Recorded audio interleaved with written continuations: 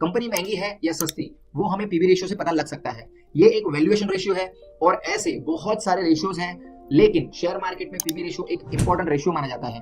PV ratio का full form है price to book value ratio.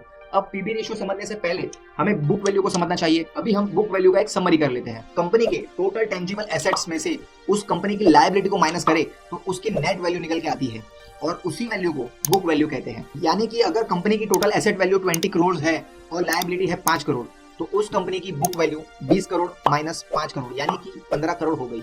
अब इससे हमें बीबीपीएस निकालना पड़ेगा। बीबीपीएस यानी कि बुक वैल्यू पर शेयर। इसका फॉर्मूला है BBPS is equal to book value divide by total number of shares. इस कंपनी की बुक वैल्यू 15 करोड़ है और फॉर एन एग्जांपल इसके टोटल शेयर्स 1 करोड़ है, तो 15 करोड़ डिवाइड बाय 1 करोड़ यानी कि BBPS book value per share निकल के आएगा 15 रुपए।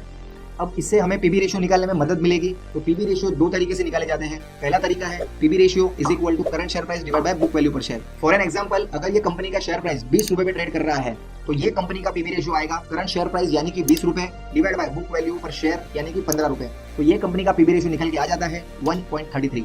दूसरा तरीका है पीवी रेशियो निकालने का। PV ratio is equal to market value divide by book value. यानी कि मार्केट वैल्यू है 20 crore divide by book value जो कि है 15 करोड़ यानी कि पीवी रेशियो आएगा 1.33। दोनों ही तरीके में पीवी रेशियो सेम ही आएगा। इसका मतलब हमें इस कंपनी में 1 रुपए की बुक वैल्यू के लिए 1.33 रुपए इन्वेस्ट करने होंगे।